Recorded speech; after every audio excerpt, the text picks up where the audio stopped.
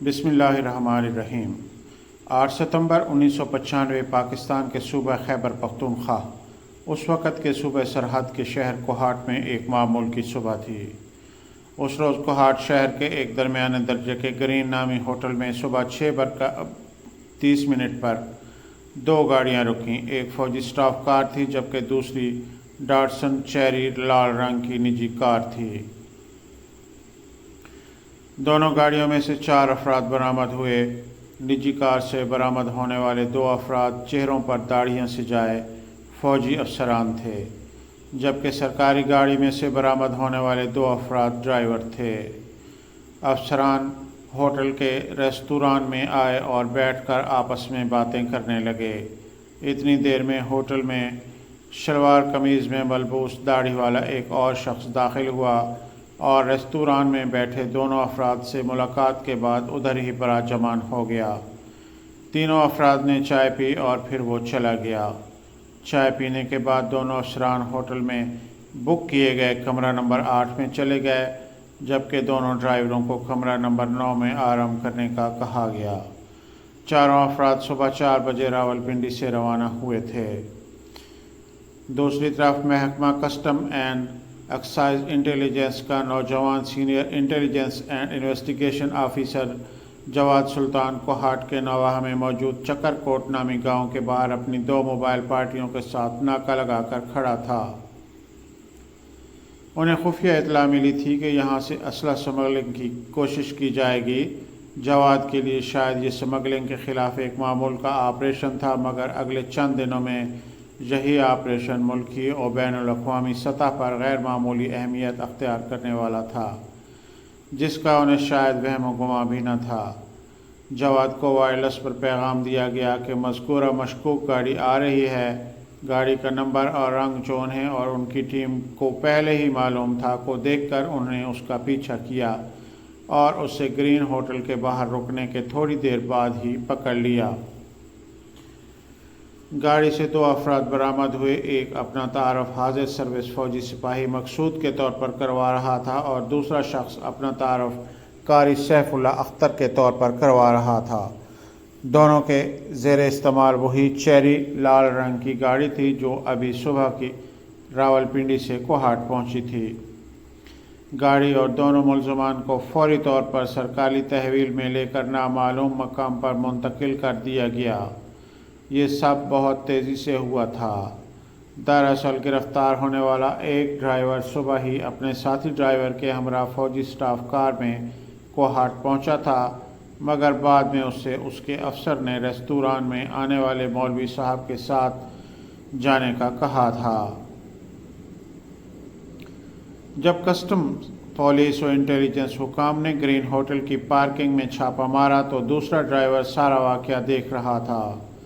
اس نے صورتحال دیکھی اور فوری طور پر ہوٹل کی پہلی منزل پر موجود کمرہ نمبر 8 میں بھاگتے ہوئے پہنچا، جہاں اس نے اپنے 2 افسران کو اس حواس باختہ حالت میں اطلاع دی کہ اس کا ساتھی ڈرائیور مقصود مولوی صاحب کے ساتھ گرفتار ہو گیا ہے، جبکہ اس کی چیری لال رنگ کی گاڑی ڈاٹسن بھی پولیس اپنے ساتھ لے گئی ہے۔ ڈرائیور کی طرف سے دی جانے والی یہ اطلاع کمرے میں بیٹھے دونوں افراد کے لیے کسی دھماکے سے کم نہیں تھی۔ ان دونوں افراد میں سے ایک فوج کے حاضر سروس بریگیڈیئر مستنصر باللہ اور دوسرے حاضر سروس کرنل لیاقت علی راجہ تھے، جبکہ کسٹمز پولیس اور انٹیلیجنس کی طرف سے گرفتار کیا جانے والا قاری سیف اللہ مشہود جہادی کمانڈر تھا۔ محکمہ کسٹمز و انٹیلیجنس حکام کو اسلحہ سمگلنگ کی اطلاع فوج کی ملٹری انٹیلیجنس کی طرف سے فراہم کی گئی تھی۔ ملٹری انٹیلیجنس نے اس وقت قبائلی علاقہ جات اور درہ کے علاقوں میں اسلحہ فروخت کرنے والوں کے درمیان اپنے مخبروں کا ایک مؤثر جال بچھا رکھا تھا۔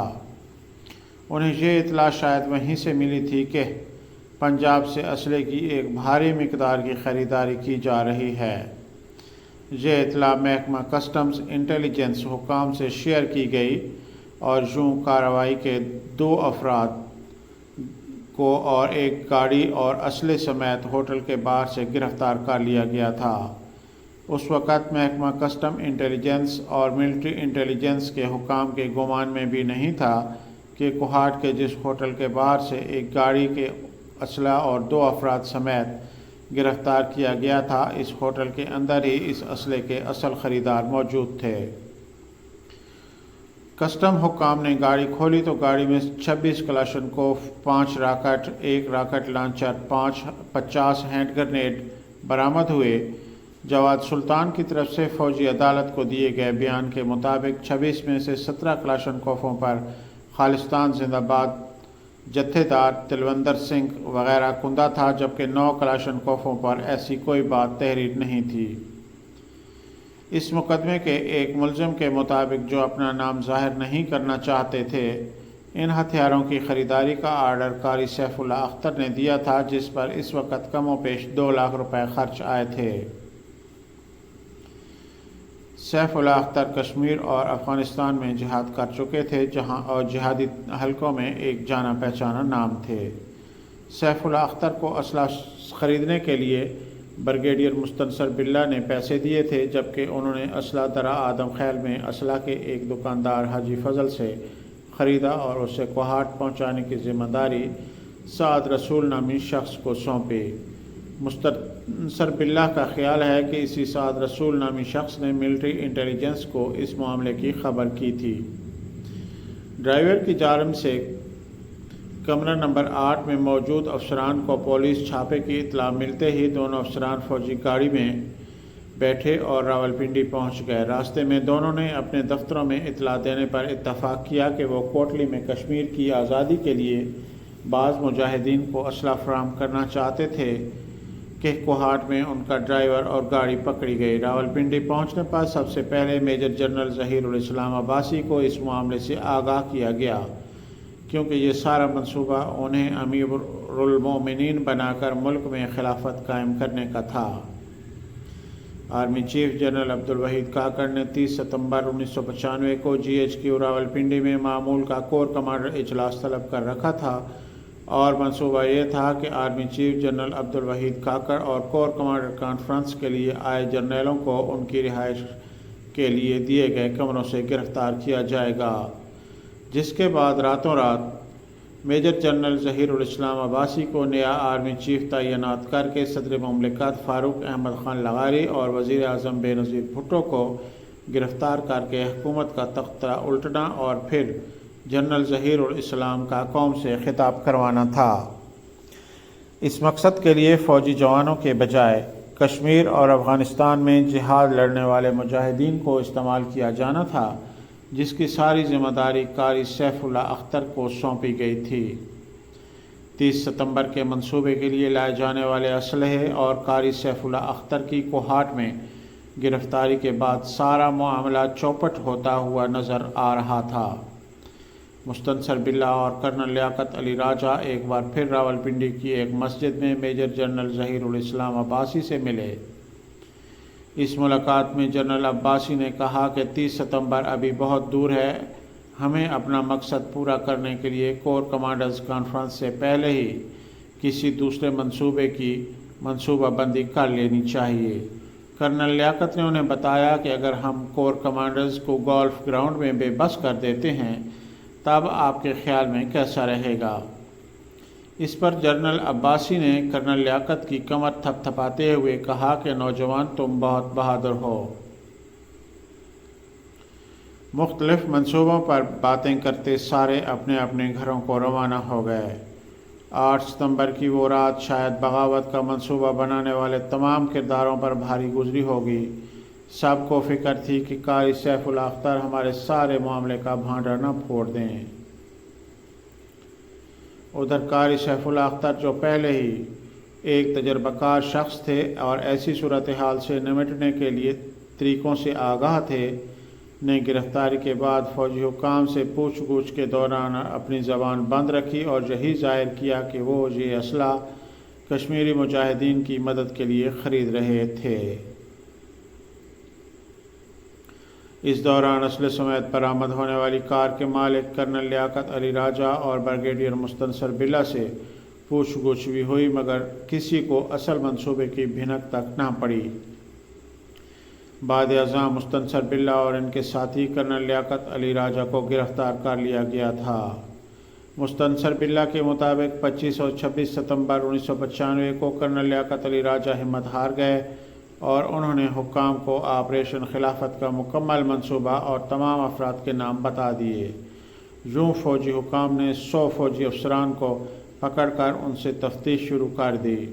28 और 29 सितंबर को इस मामले की तहकीकात करने वाले ब्रिगेडियर खुर्शीद के सामने ब्रिगेडियर मुस्तनसर बिल्ला को पेश किया गया और उनसे मुखातिब होकर बताया गया ऑपरेशन खिलाफत ख़त्म हो गया है। इस वक्त बेनज़ीर भुट्टो मुल्क की वज़ीर आज़म थीं। इब्तदा में उन्हें और अपने और फ़ौज के ख़िलाफ़ इस बगावत के बारे में इल्म नहीं था। जब इस सारे वाक़े में मुलविस किरदारों को गिरफ़्तार कर लिया गया तो वज़ीर आज़म बेनज़ीर भुट्टो से उस वक़्त के army chief general Abdul Waheed Kakir ने एक शाम फ़ोन पर रब्ता करके अगले रोज़ अहम मुलाकात का वक्त मांगा।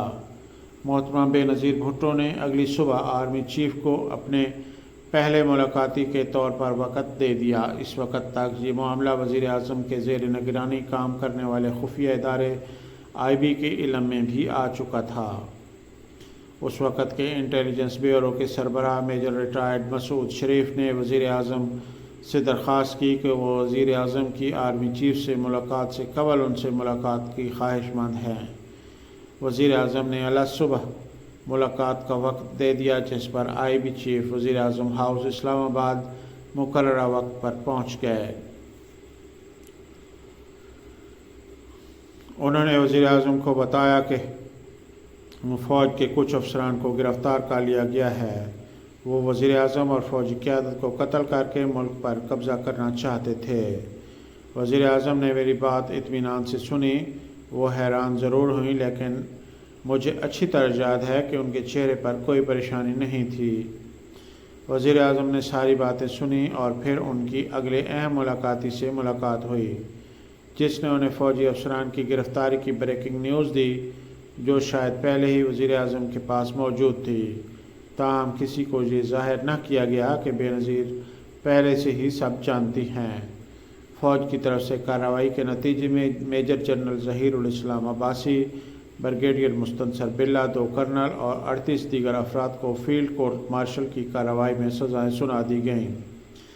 कारी सैफुल्लाह अख्तर, मुफ्ती सईद और दीगर ने भी कैद काटी, ताहम सिविलियन होने के बायस फील्ड जनरल कोर्ट मार्शल की कार्रवाई से बच गए।